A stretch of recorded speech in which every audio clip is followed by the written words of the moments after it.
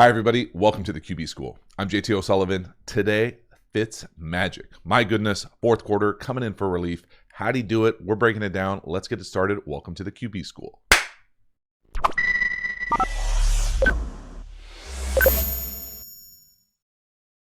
FitzMagic. Here we go. Coming in to close it out. First one out the gate. Coming in to push the ball down the field. This is an interesting one for me. You know, they just took a bunch of sacks, gets the ball out of his hands. But I think as we rewatch this, this might not be, exactly what they wanted, even from the relief pitcher.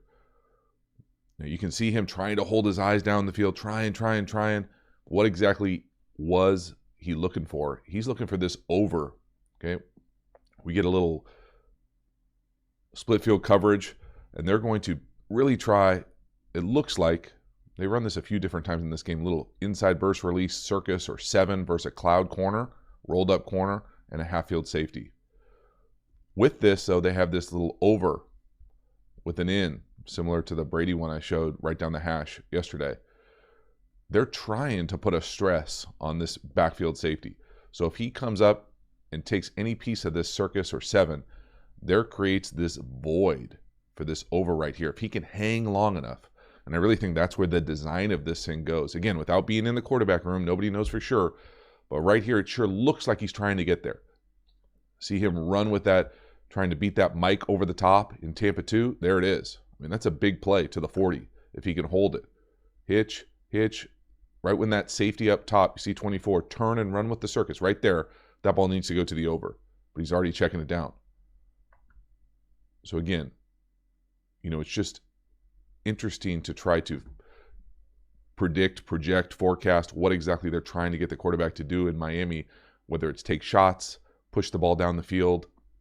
But the narrative that he was pushing the ball down the field every single play, this is the first pass. I think there's a chance for a big play down the field here. You can see him trying to hold it. And he's just past the mic and he lets it go to the flat. That's super crafty vet move right there. Over, flat. Get a completion. All right. Hard to really fault a completion ever, but in this game, this situation, I think there's probably space for that. 3rd and 5. Now, this is a throw that I don't think Tua would probably make. Up top, again, inside release, out. Up, win. You just got to hang, and this is playing quarterback in the league to a certain extent. You've got to trust your guy to win, know the matchups, and take the matchup you want. Create time and space within the pocket. Again, watch this little, just shuffle away from it, shuffle to the left, stay alive, eyes down the field. You can see his eyes actually go from the out to back to the in. He's back over the ball here to the tight ends coming across or the receivers coming across, back to the out. On the move, strike. But this is far from open. There's no winner here on the outside. He throws him open, and he creates enough time and space for him to allow him to win. But this is one of those plays that you got to really put a lot of trust here because we're going up, in, and out, and this is a 3rd and 4. So they're not thinking you're going to run a 10, 11-yard route. So right here, you get up to the top, and they're battling. And he throws him by and is able to get out to that out space. But again, this is what open looks like in the NFL. Watch this up top. I mean, first of all, that's close to a penalty.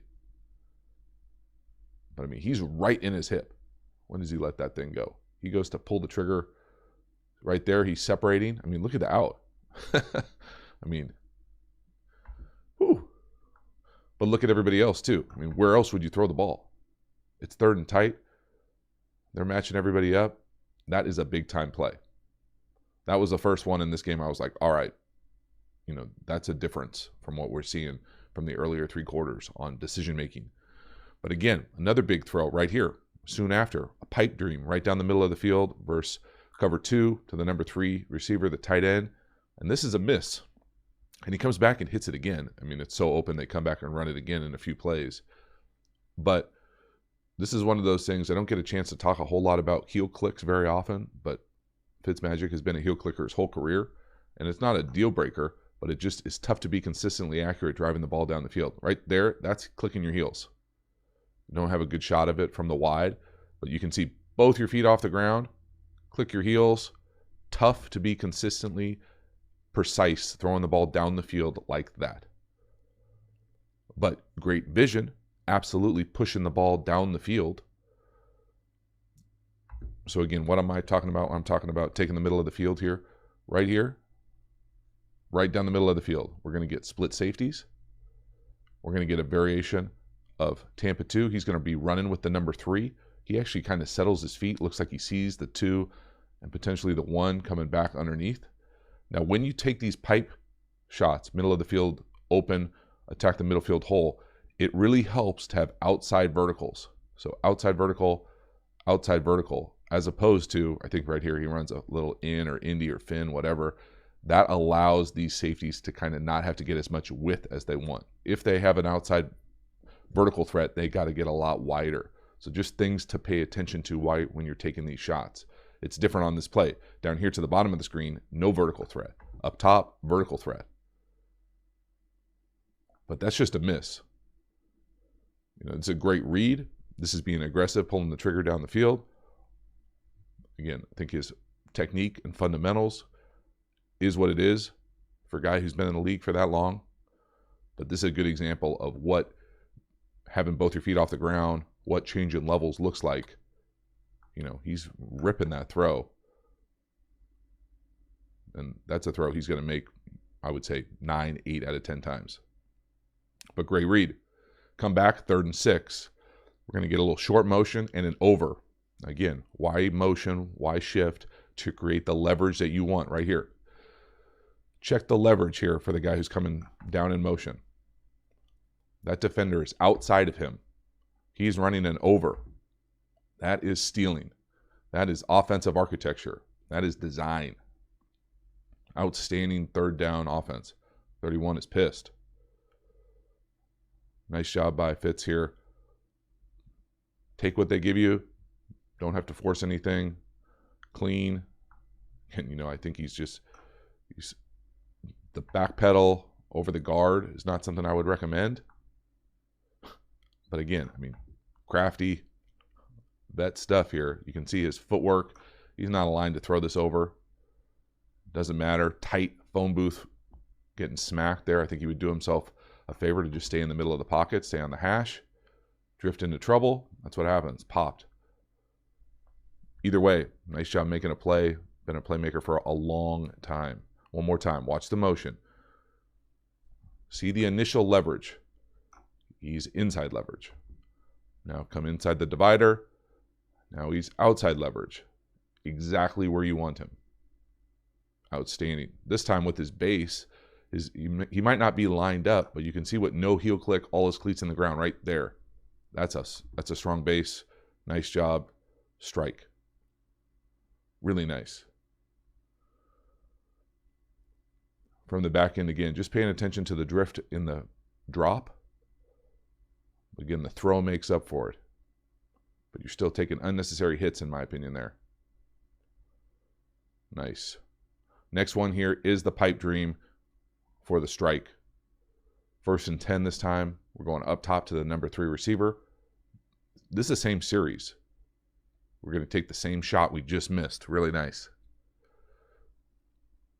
Against the exact same coverage. That Mike just doesn't believe that you're going to do it. This time we get an outside vertical up top. Keeps that safety wider. See, now that safety's getting close to the numbers. And that's a beautiful throw. There it is. Love the aggressiveness here to come back to something that was there. Give him a shot. A little thumbs up. Again, let's see the footwork. Again, he's been a drifter like this his whole career. This is not something you want to replicate. This is stuff you want to learn from and not do this. This is unnecessary issues. Again, just check the drop.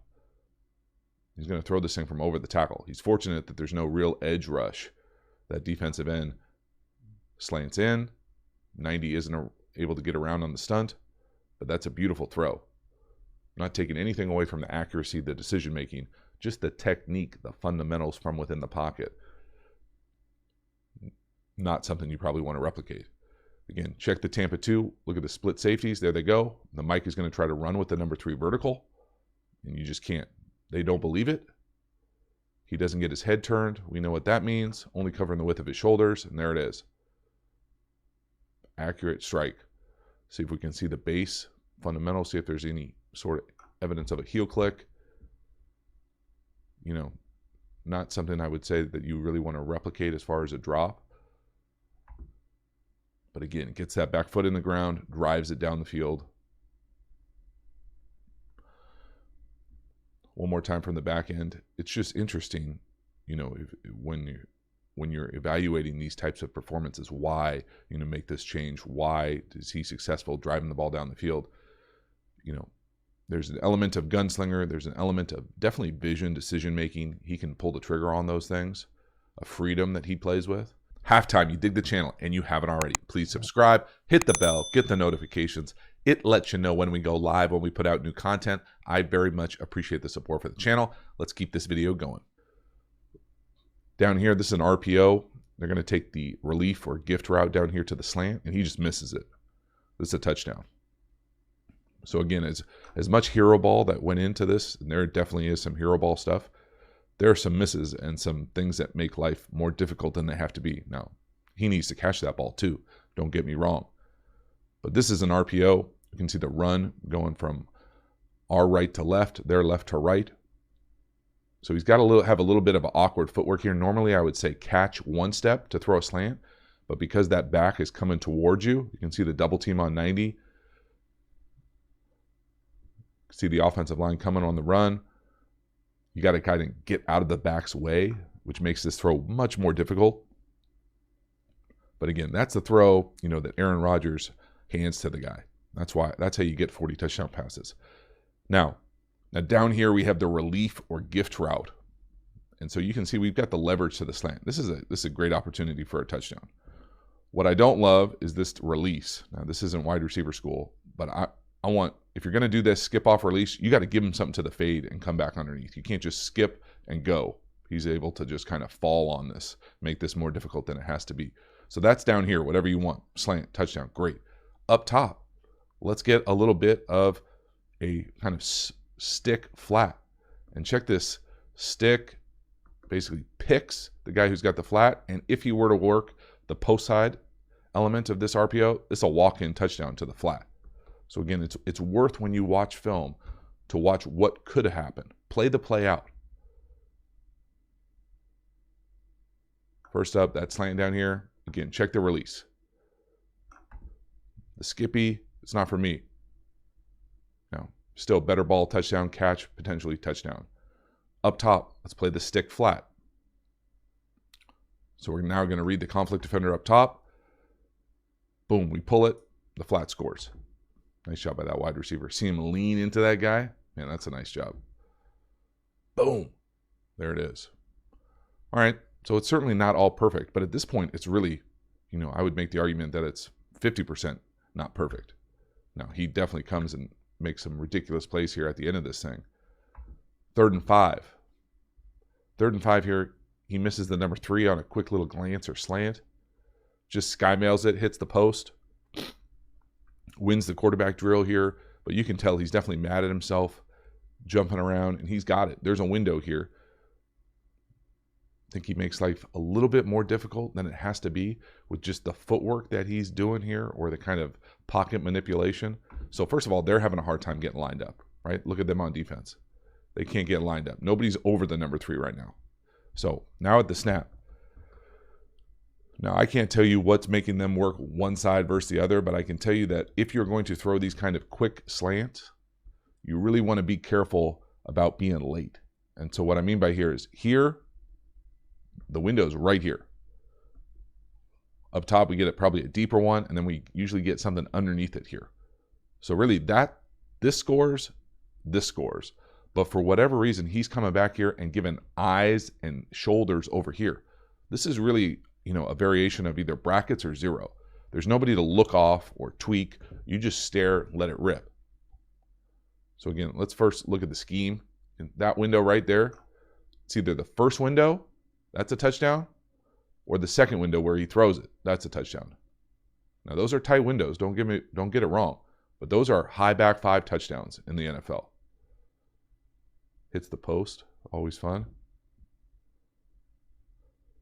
But if it's not there, check the number 1 down here at the bottom of the screen. That's also a touchdown. Now let's see exactly what he's doing with his eyes. You can see him catch it and look left. Now maybe he thinks he might be hot, but I doubt it. They're running around. They can't even get lined up. Really just skymails it. The back end is probably the better view, just to look at the window. And again, they're having a hard time getting lined up. 20 and 24 can't get lined up. We're going to try to split 54 and 32. But look at his eyes right away, right? He catches it and looks to his left. All right.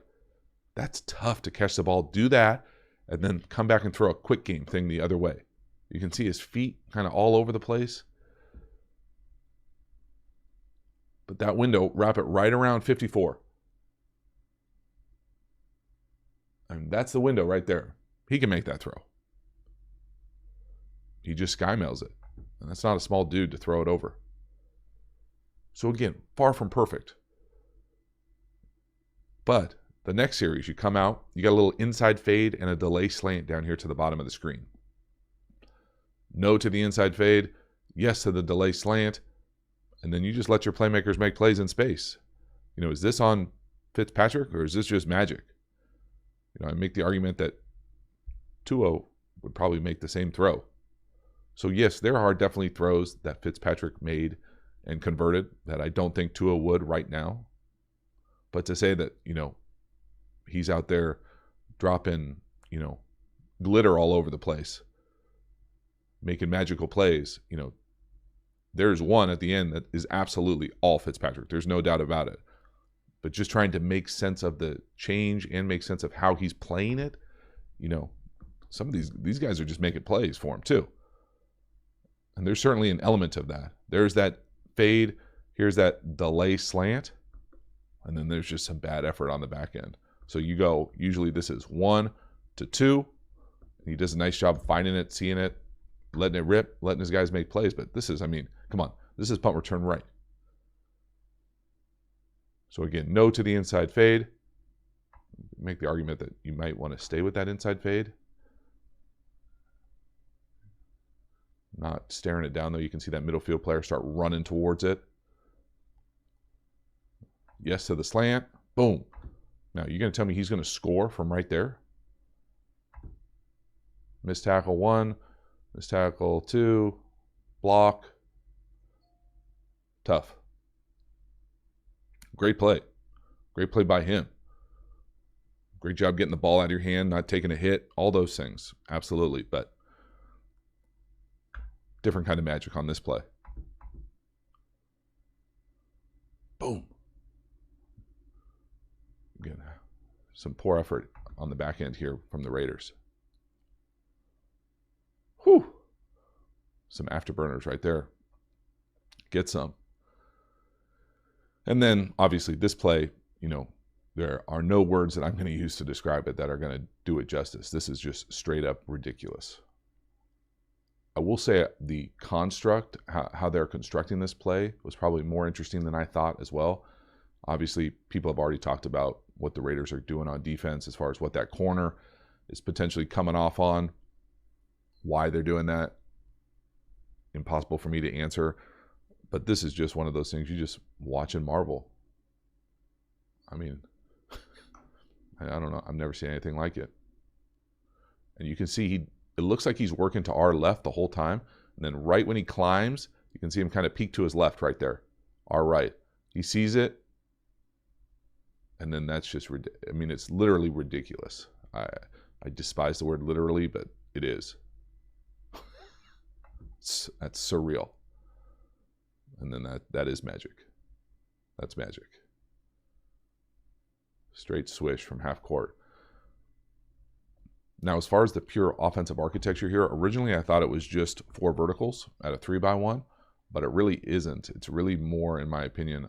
Originally I thought it was just kind of here, and then I thought he got rerouted inside and then just didn't get back to the seam area. But what I really think is going on here is they're trying to run like a follow seam.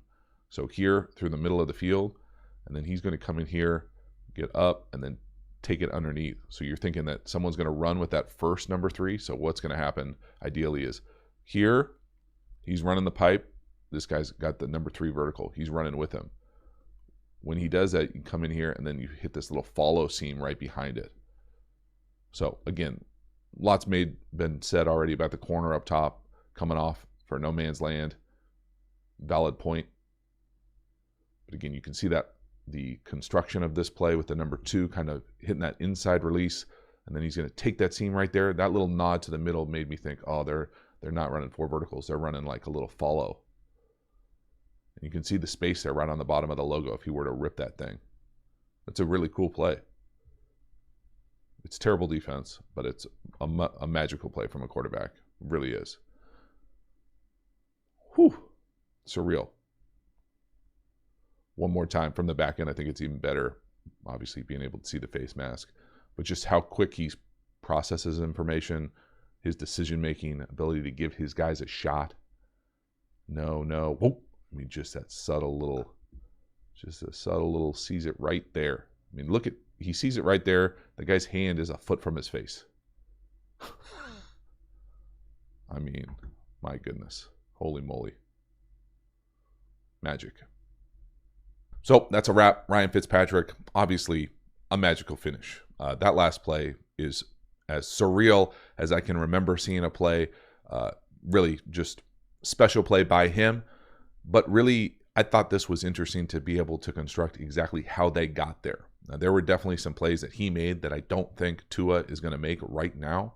But there were also some misses and some potential issues, whether you saw it in the footwork with some accuracy issues. But the decision-making, the decisiveness, the mindset from within the pocket to let it rip is something that I think could potentially be a little contagious for Tua, just to see how it's done on Sundays, what certain windows look like, what a little bit of anticipation, some shots, some aggressiveness down the field, all those things mixed together. It will certainly be fascinating to see how this impacts the organization, the players, all of the above. So thank you so much for hanging to the end. I will see you next time. Have a good one.